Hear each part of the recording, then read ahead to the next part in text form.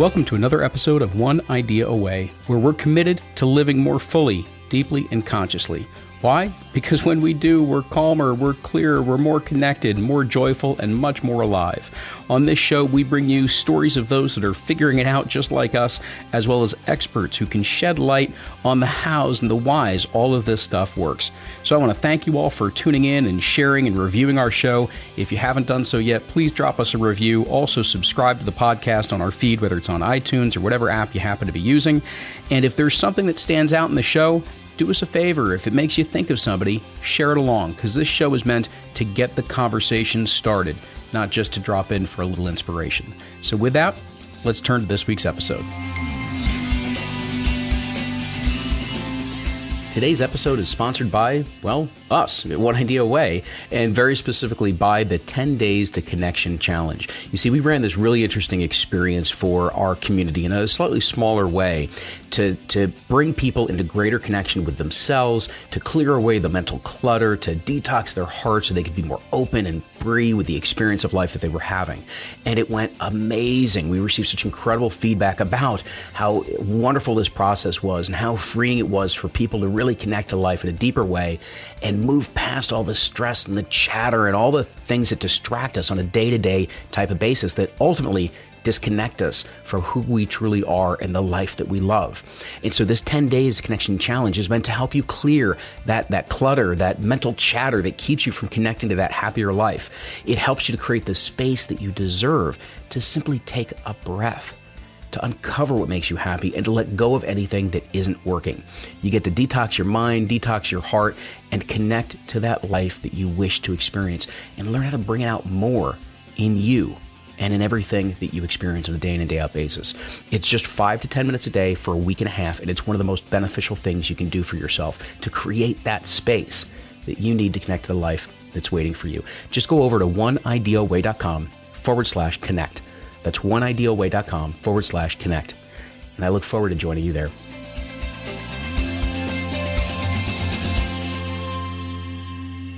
So who out there listening may have dealt with anxiety from time to time? How about troubles of letting go of worries and fears? Well, unfortunately, this heightened anxiety, it's not something that only a few people struggle with. It's tens of millions of people across the U.S., across Europe. They struggle with full anxiety disorders, and many more are challenged with bouts of anxiety at various stressful times of our lives. Well, on One Idea Away, you know that we look at various ways that we connect and disconnect from ourselves as well as each other. And anxiety is one such major sign of some disconnection that's going on. And we're going to talk about how to reconnect in a very different way today. And so our interview today is going to get into that anxiety and how it can actually be a call to greater awakening. It can even lead to greater inner peace. So it may or may not be exactly anxiety for you, but as you listen in, just consider the stresses and worries and tensions that you may be facing that may at times even have a hold on you. Well, listen for the pathways that can help us to let go of those fears and worries and reconnect and find that greater joy, peace, and freedom that's within us all. And so to do that today on our journey, we've got Corinne Zupko. She's the author of From Anxiety to Love. She's a licensed counselor and coach, keynote speaker. She's helped thousands of individuals through her one-on-one counseling, weekly meditation classes for corporations, and the largest virtual conference of A Course in Miracles in the world through the organization Miracle Share International, which she co-founded. And with that, Corinne, thank you so much for being here. I'm so excited to be here. Thank you for having me. Absolutely. So one of the things I like to kick off with is just to really get a sense of what's that big idea, the core message that you want people to take away from the work that you do.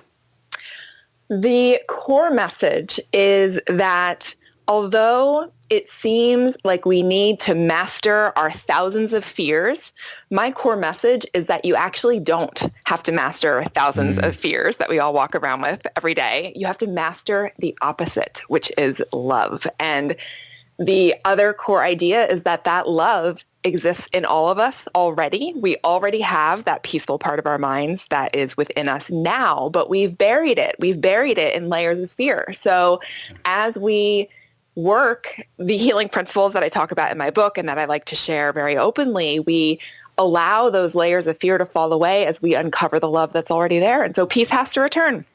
Outstanding. And I think, it's something that for everybody, you talk about this love that we already have within. And for everybody that's out there, if it's for love, it's for inner peace, it's for that freedom. Something to remember, you can't want something that you haven't already experienced.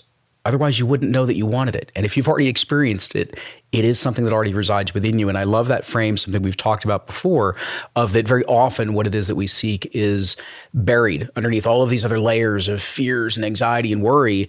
And it's our process of our journey to be able to uncover what's actually there.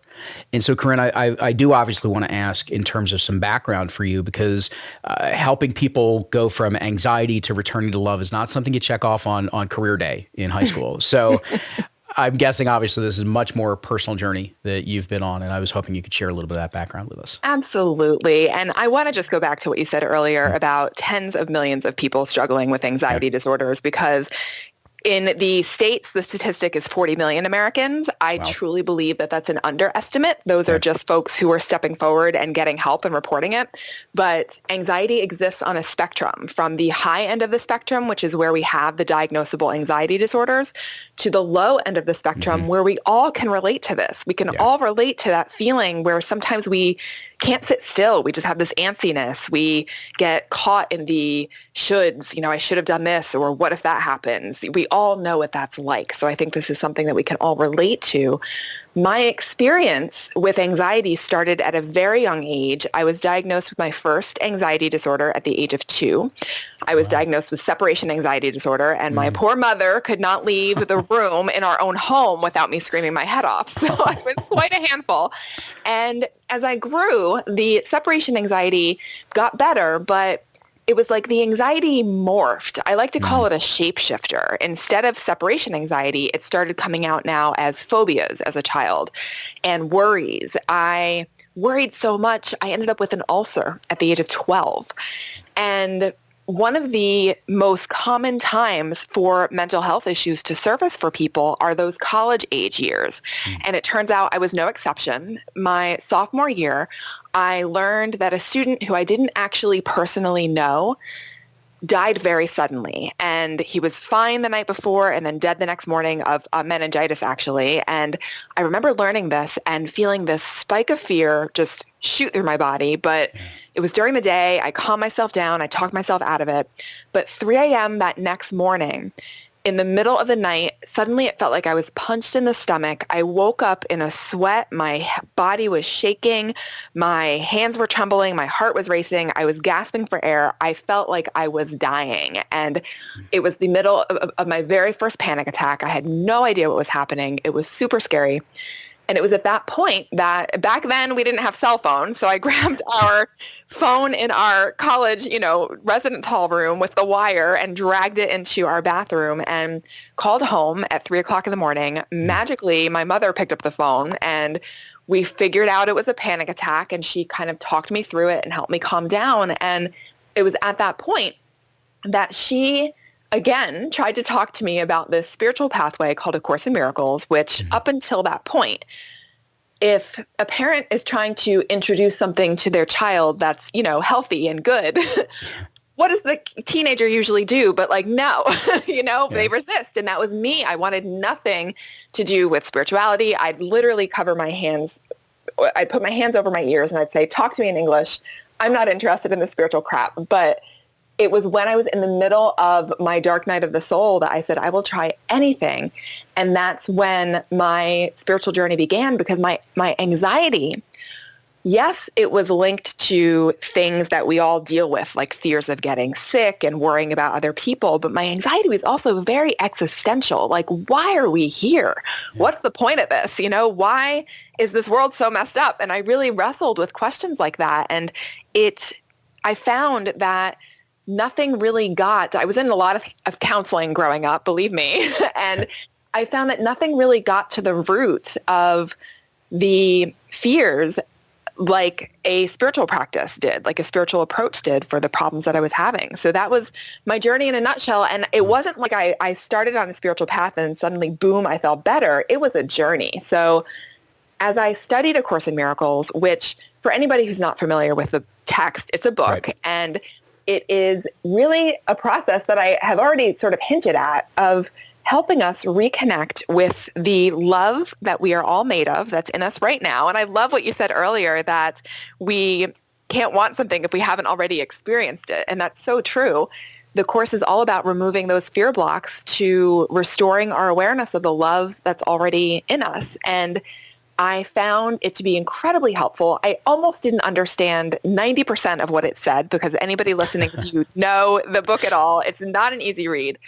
But there were bits and pieces that made sense to me, and that motivated me to keep studying. So my anxiety started to diminish, but fear being a shapeshifter, the panic attacks went down, and yet I now couldn't get on an airplane, or I couldn't fathom getting needles. I remember when the whole bird flu outbreak, or was it bird flu? Swine flu. When that whole outbreak happened, I remember being petrified of getting the vaccine because I was just afraid of, what that would do. So the fears came out in other ways that were still very debilitating. But what happened in about 2009 was that I had another massive anxiety episode, and I thought, how can this be happening? I've been on a spiritual pathway for about 11 years.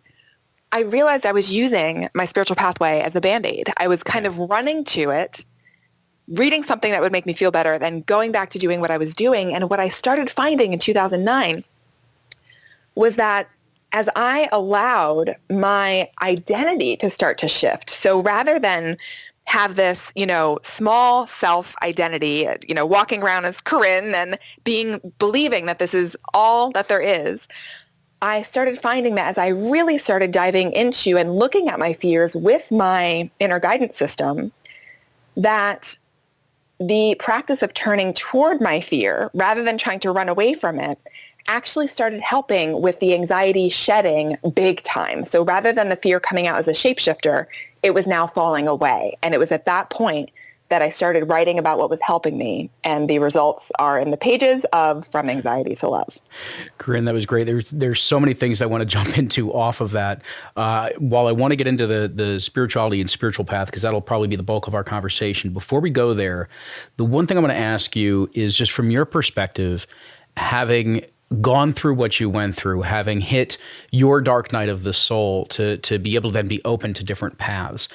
One of the things that we also try to convey here is, how is it that people can begin to take action before they necessarily hit that bottom place for themselves, right? And I'm just curious, from your perspective, how do either you as the individual find ways of looking for a shift sooner, or how can people who may watch and really care for you and watch what you're going through, is there any way for them to offer you something, or to lend that hand in a manner that will be met, will be received in the manner that it's meant?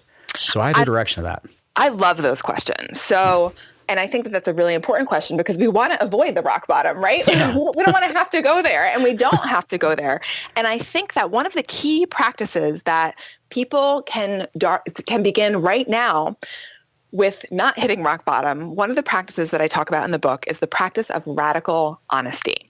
And honesty undoes anxiety. This is one of the things that I talk about in the book. So if you think about it, and this works in many different levels, on the level of our daily interactions, if we're honest with what we say, with what we think, and what we do, if that's all in alignment, with that comes a peace. That comes, an inner resonance, that we are acting in alignment with our values, with our beliefs. And when I'm saying radical honesty, I don't mean like, you don't like your husband's outfit, and so you tell him how ugly it is. Like, that's not, I'm talking about kindness, we're keeping compassion and kindness in mind as we talk about this. But radical honesty means that we aren't hiding anything. We're not, maybe telling one person one thing, another person another. We're in alignment. So we don't have to remember, what did I tell them? What excuse did I give? The more we can step into owning our truth, and speaking from a place of that power, we can, rather than have to come up with an excuse to maybe like not do something that we don't want to do, we can just be honest about it and say, sorry, it doesn't feel right, thank you. So that's at the level of our everyday interactions. A deeper level with this idea of radical honesty is to get really honest about our feelings now. So there might be times when we are feeling off and, not happy. And what do we want to do? But we want to run away from that. Like, we don't want to feel the unpleasant stuff. But if we can instead acknowledge what's coming up and be honest about it, there's a saying in neuroscience, name it to tame it. And what that means is that when we name our feelings, that decreases amygdala firing in the brain. The amygdala is that fight or flight, fear center. So this process of getting really honest with ourselves about how we're feeling, what we're thinking, can serve to prevent that rock bottom. And I'll just add one more piece to that, that even the socially unacceptable thoughts that we have in our mind, that judgmental thought that just zips through our mind, if we see somebody online or, maybe just in our interactions and we have a quick snap judgment, rather than brushing that aside, we can get honest and say, oh, wow, I just had this really yucky, ugly thought.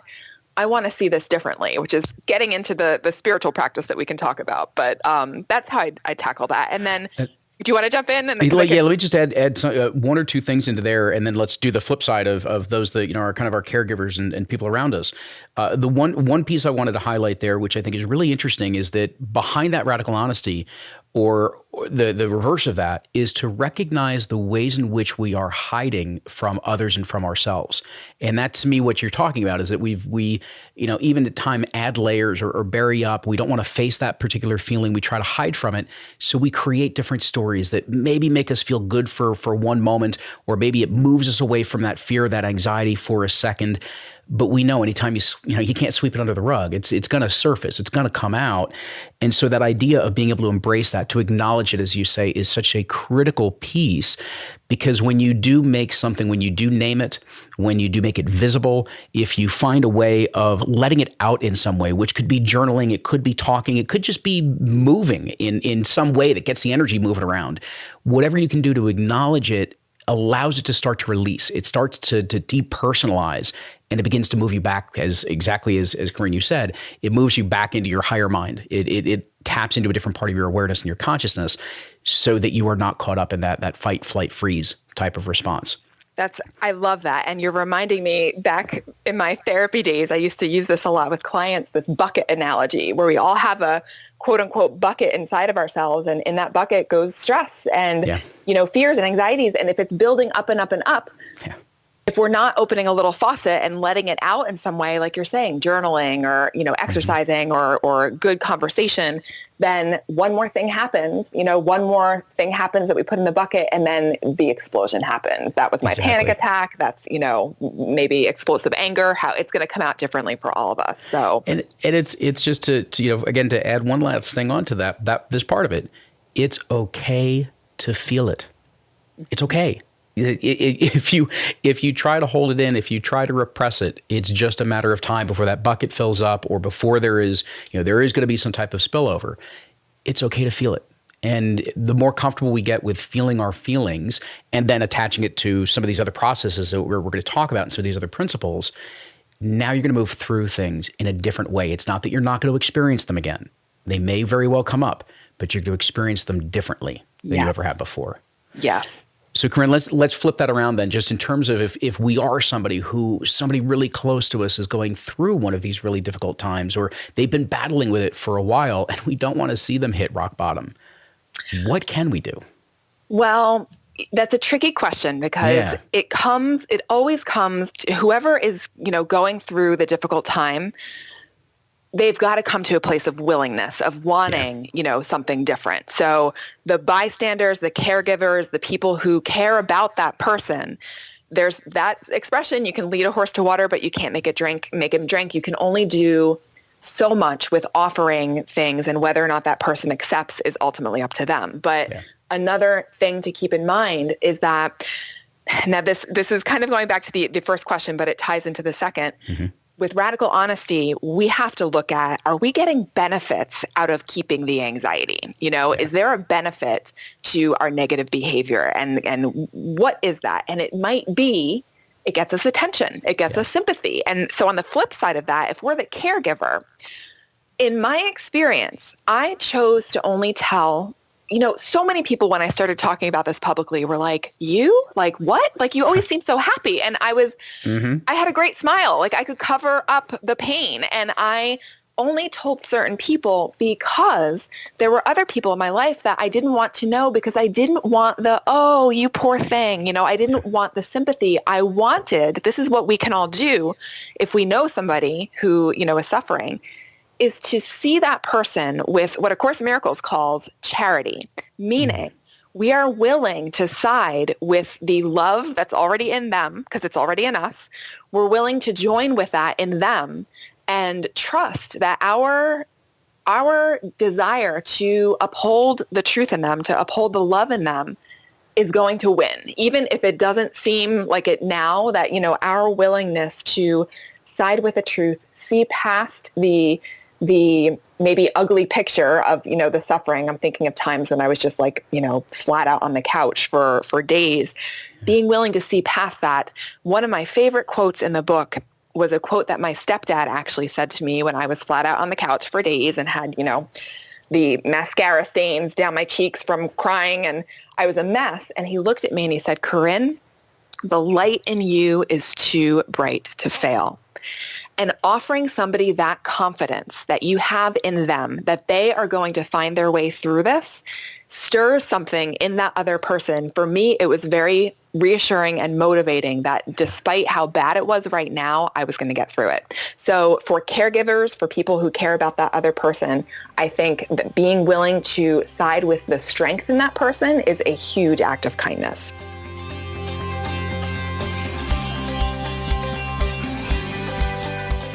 How much do you think you would benefit from clearing your mind of just some of that mental chatter and clutter that goes on all day long?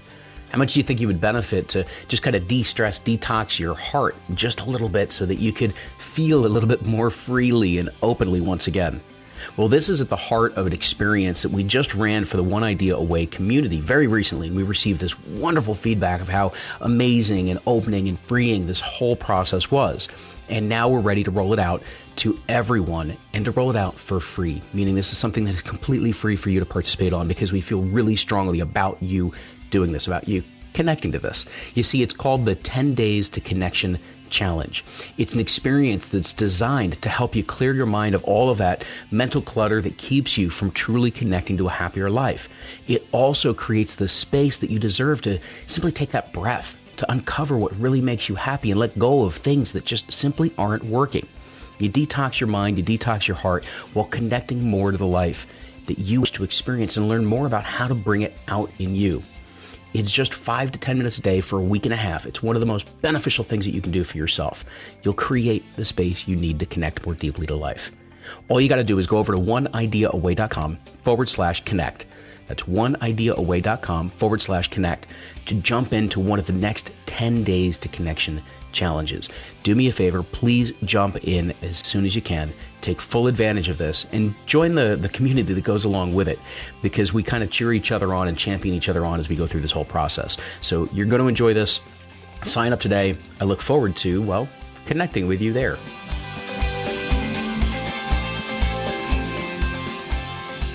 That's outstanding. And in addition to that message, I will just point out to all of the parents listening to be that parent. I just love the example that you just gave of your father is right to be able to see our children that way.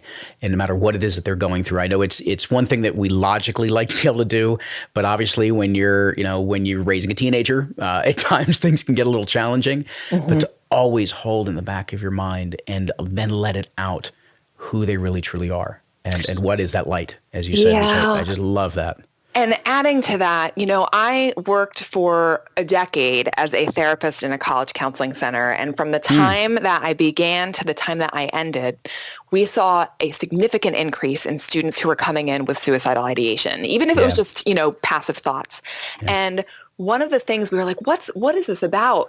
One of the things that we sort of agreed upon, and this wasn't just our counseling center seeing this was nationwide, was that resilience is something that parents need to allow their kids to build. And that means that, yes, we're supportive and we nurture and we care and we do what we can, but sometimes a child hitting a tough spot and needing to figure it out for themselves with loving support is the best thing we can do versus a parent fixing it for them. Yeah. Because that was one of the things that my mom recognized for me early on, that she couldn't fix it for me. She wanted to, but she knew that the answer was going to have to come from within me somehow, and that she could support and provide scaffolding, but that, I was going to be the one to have to find my way through this. And so that resilience, the more we can trust and teach and allow others to build, and our kids, resilience, I think the better off everybody is. That's excellent. So let me bring us back to this spirituality and spiritual path. What do you mean? Because spirituality is used in a lot of different contexts nowadays, and we hear it in many, many different regards. And so I'm curious, when you use that word spirituality, what is it that you're really getting at? When I use the word spirituality, I'm not referring to religion. I'm referring to a connection, a personal connection that you have with something greater than yourself. I don't believe that you need to believe in, quote unquote, God. We're all going to conceptualize and experience this, a little bit differently, but the connection is a connection that goes beyond you. It is a connection really with love, and a belief that love is worth cultivating. So that is what I'm referring to when I refer to spirituality. My book is very spiritual because the spiritual approach is what I needed in my anxiety recovery. And I do talk about God, but I joke around in the beginning that I'm not talking about a dude with a white beard who sits upstairs and orchestrates things. That's not what I'm referring to. I'm referring to a love of the universe that we all have within us, and that is waiting to be acknowledged. So that's what I mean when I say spirituality. So I'm curious then about this part, because I do want to get into, you talk about these wonderful voices that we've got and how this breaks down into a process. We're going to get to the voices inside in a second, guys. But before that, you mentioned something about using your spiritual path as a Band-Aid. And I really want you to say a little bit more about that, because I'm seeing this occur in many different ways a whole lot right now. Yeah. So what I am referring to when I say that is, now this might sound out there, and bear with me if it does, but this is the only thing that really helped me. Our identity, I wake up every day believing that I'm this body, I am Corinne, that this is like, my little world that I function in. And I like to call that your small self. A Course in Miracles refers to that as your ego self. There is a part of us, a true self, that transcends this limited identity that we wake up with every day, that we can actually tap into. We can actually tap into this higher self that we all share. And it's something that I love exploring. I love learning about near-death experiences and how people, are able to really connect with this true self, this higher self through those experiences. A Band-Aid approach means that we use our spiritual practice to just stay with this limited identity, this small sense of self, to try to get it to be, working out okay, instead of allowing this greater process to come through us, where we are shifting our identity from that smaller self to the true self, or to the higher self. So that was when my anxiety started to fall away. It was because I started to allow the small sense of self to, step back, and this higher sense of self to start to become more of what I was identifying with. When I was using my spirituality as a Band-Aid, it was because I wanted to just keep, Corinne and her little world perfect and intact, and, have nothing ever go wrong, and not have anything, not have maybe much of a greater awareness than what I already had. So I hope that makes sense. Absolutely. Well, and let me give everybody just this little kind of imagery that had been passed along to me many, many, many years ago, that helps us start to recognize this other self, true self that is within. Just any given time, go in and take a look in the mirror, and take a look, at your own eyes, and begin to recognize that the face around those eyes may have changed through the years, but to look for the awareness that is still the same awareness that's looking through those eyes. Because what you'll recognize is what you see behind within yourself. There's something there. There's an awareness. There's a consciousness. There's something going on there. Whatever your words and whatever your explanation for it is, there's something that's still you, despite the passage of time. And there's an awareness in there. And that to me that's part of how I would describe and, kind of people connecting to this. And it may not sound very tangible, but go to the mirror and you may be surprised at what you find in terms of how tangible it is. I love that. And to also then take that another step when we're able to see that in ourselves. This is, more of the deeper teachings of A Course in Miracles. And I love that we're speaking the same language, but, in different terms. Then being able to see that same awareness in the eyes of others, Yes. In looking at Yes. other people Yes. and being able to connect with that deeper truth that we all share. And what a powerful place to be. When I'm sure we can all relate to having had interactions with certain people, with certain teachers, where you just get this feeling being around them. They're just so, grounded and present. And I feel like, you just helped me remind me of that, where I feel like it's those people are able to just look into your eyes and see past that, faith to the soul beneath. Yeah. So thank you for that. Absolutely. So I want to connect this not only back to the voices, but to introduce that voice of the ego, which is one of the two that you talk about. As you get to that point, you talk about this idea of specialness. And I think that's a really interesting perspective, being that we hear about how special we are and how special this is and special that is. And we hear this in a lot of different ways, and certainly within parenting and all sorts of things right now. But it's a slippery slope when we start to use that word. And I was wondering if you could share that, and then by all means, please share what is this voice of the ego? What is this thing? Yeah. So the two ideas are linked, ego and specialness. And I love how you said it's a slippery slope, because from a deep metaphysical perspective, through the Course, it's teaching us that we are here in this world because we wanted to experience specialness, because in this love of the universe that we've touched upon, we're all equally special, which is kind of like saying, we're not actually special. Like, we're all equal. And so to have this thought of like, okay, well, maybe we're here because we wanted specialness. If we start looking at all the ways that we seek to be special, I want to be a published author. I want to be a speaker. I want to be, an industry leader, like list out as many things. I want to live in a cool location on an island. We do this all the time, of ways where we try to make ourselves special. And the ego voice in our mind is the voice of fear. So we have two voices, and it's either this fearful ego voice, which is limiting. It tells us we're no good. It tells us we need to be special in order to prove our worth. The flip side, this voice of love that we also have in our minds, which I don't experience as a voice, but more as a feeling. It's there to remind us that nothing we do or achieve establishes our worth. Our worth is already established. We are already worthy, and we don't need anything outside of ourselves to prove that. So that specialness, yes, we do, love making each other feel special, but it is a slippery slope, because if we get so caught up in, striving for specialness, we're going to lose out on the magnificent lesson that's there to teach us that none of that matters, that our worth is already established based on the love that we are made of, and what an empowered place to live from. And there's something really interesting within what you're describing in that voice, and because many may associate how the ego it brings up fears, it brings in some uncertainties and doubts, and you'll hear some chest pounding in there, and it wants to make us special.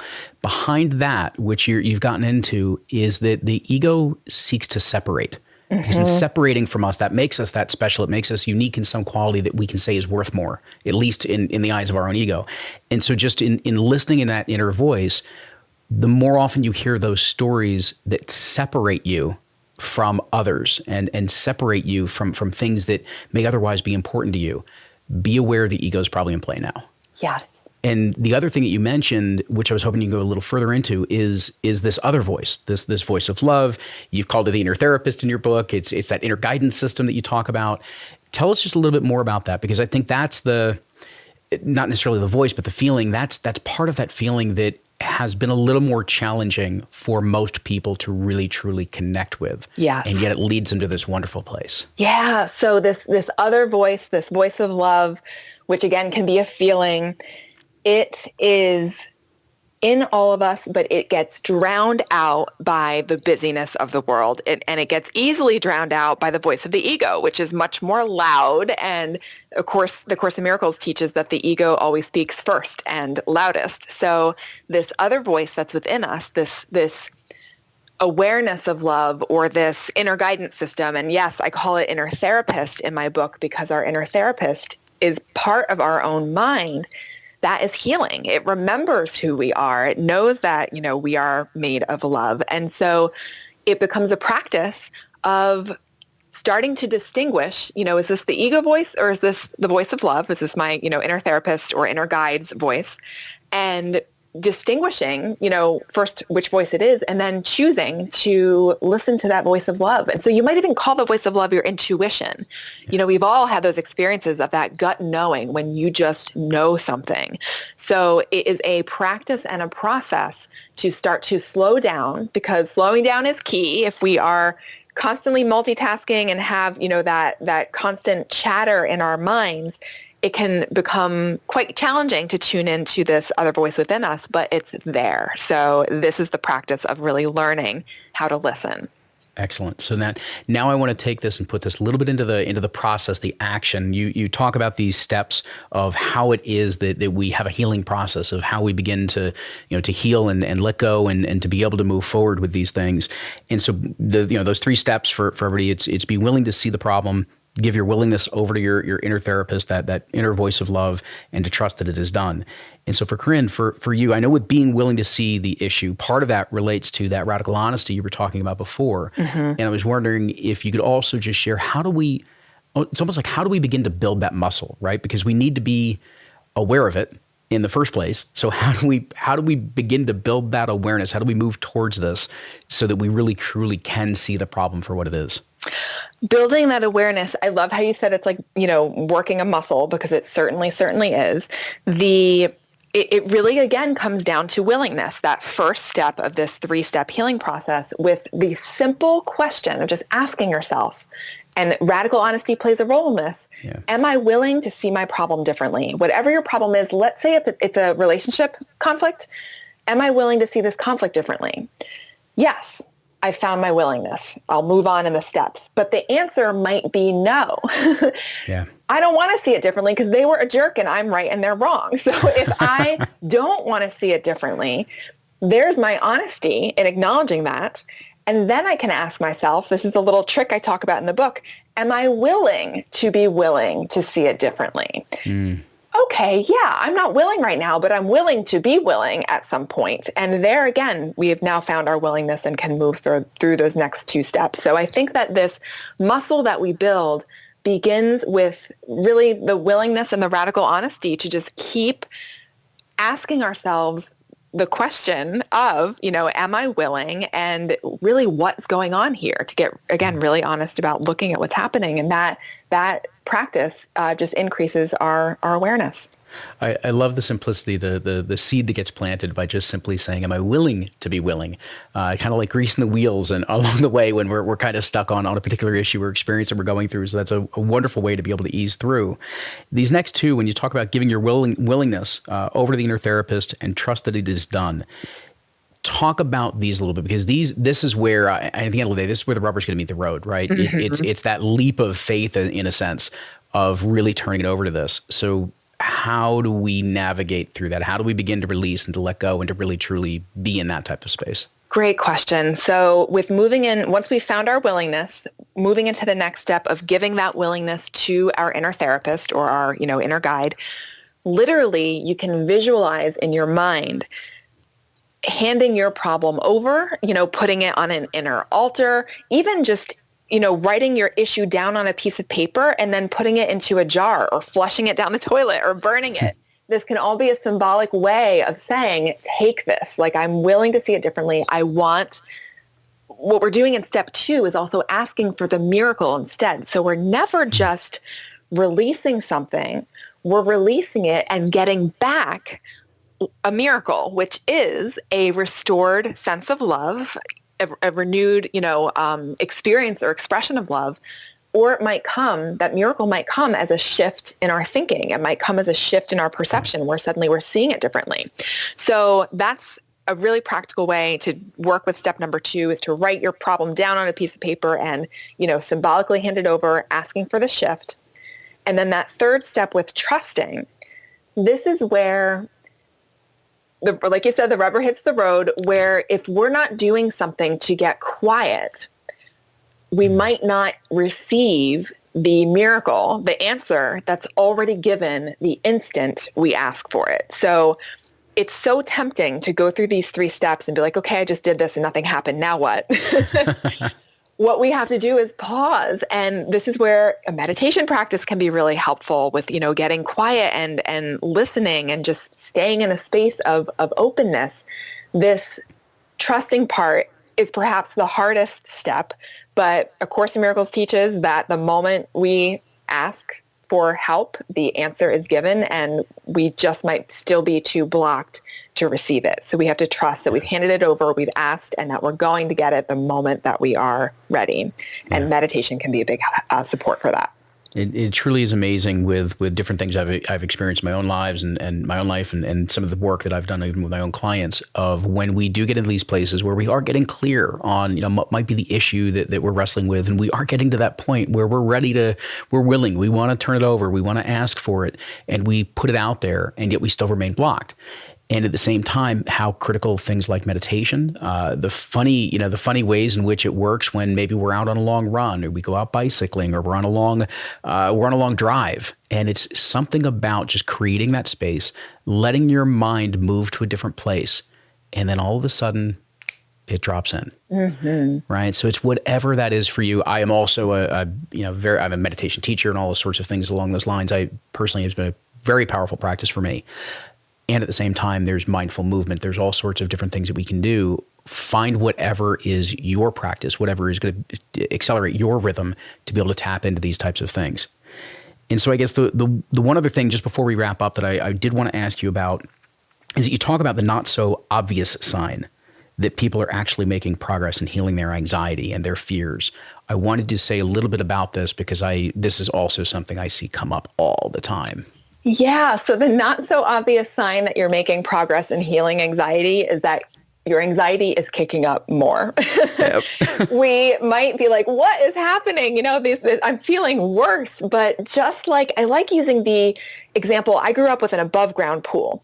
And when you get in there and start moving the water around, what happens? But any leaves or anything that's settled on the bottom gets kicked up before the filter starts filtering it out.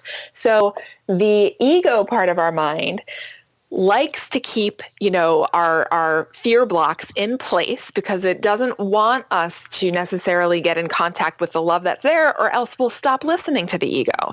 So it might kick up a little bit more anxiety to try to keep our attention. So I always look at the anxiety or whatever hook, if it's, for me, it was hypochondria. It'd be like a physical symptom would pop up and it'd freak me out.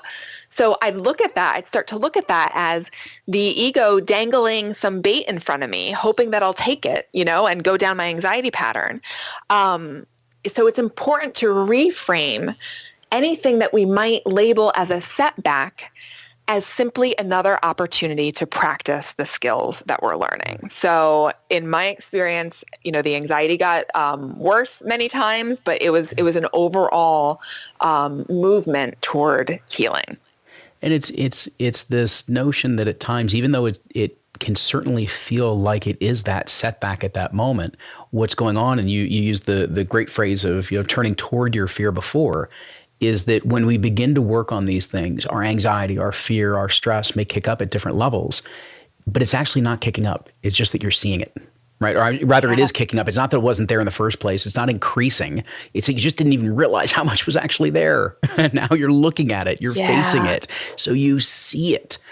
And now every time you do experience that thing that might be that setback as you describe, it's the opportunity that is being presented to you, because now you can actually do something with it because you can see it. Can't do anything if you're not aware of it. And so this is a wonderful process to be able to follow, and wonderful work to be able to follow, for us to be able to see it, to be able to experience it, and to be able to process through this very, very differently. And Corinne, is exactly as you said before, it is a process. It's an evolution. It's not a one and done. It's just a journey. I wholeheartedly agree with everything that you just so beautifully said. And this is a journey. We have to remember that we are in a culture that wants a quick fix, but this process being perhaps a little bit more work and maybe taking a little bit longer is well worth it. It's well worth what you gain through it and what you get on the other side of it. Absolutely. Corinne, I want to thank you so much for being here on One Idea Away, sharing your experience, your story, your background, as well as all of your insights with our listeners. Thank you so much for having me. It was so much fun. Awesome. And for everybody, again, that's Corinne Zupko, From Anxiety to Love is the book. Check her out. She does a lot of events. She's got a meditation album. So go ahead, check out the book, check out her work, and you can find a lot more about her online. And so with that, I mean, guys, we covered a whole range here of process and journey that we're going through. And I think the biggest thing that I would like to leave you with today is that idea of starting to turn towards the things that are challenging, turn towards the things that may bring up some of that anxiety and some of that fear. And one of the beautiful ways that Corinne started us with is that idea of radical honesty. Because the more that we start to acknowledge what's there, to see what's actually there in front of us at any given time, it puts us in a different place. One, because whatever we acknowledge starts to lessen some of the energy and power behind it. And number two, as we were starting to conclude, once it's in your awareness, now that you can begin to really start to work on it differently than you have before. So as always, I want to thank you for dropping in on One Idea Away. And until next time, continue to enjoy the journey. Hey, as this episode is wrapping up, you may be asking yourself, what's next? Well, what's next? I hope that you've been joining in on the monthly live cast that we do for the One Idea Away community. You see, every single month, we gather some incredible guests that are talking about the types of transitions that they've made or are even in the midst of making to create a happier life, to create a life that's more aligned to who they truly are. So we're talking about happiness and purpose. We're talking about community. We're talking about how do we have that modern day success, meaning how do we succeed in our happiness, our well-being, our quality of life, while also making a great living, making the difference in the contributions that we are each meant to make. So when you get involved in the monthly live cast, you can ask some questions of our guests. You can participate with some of the other community members and the ongoing chat that just seems to explode as we get into these deeper conversations throughout the whole hour that we do this. So the only way, though, that you can get these special episodes is when you register for them. It is free, but you got to register to get involved and continue the conversation as we're always talking about. So just hop on over to oneideaaway.com/livecast. And oneideaaway.com/livecast. Join us there, get involved in the conversation, get involved in the community. I can't wait to continue the conversation with you.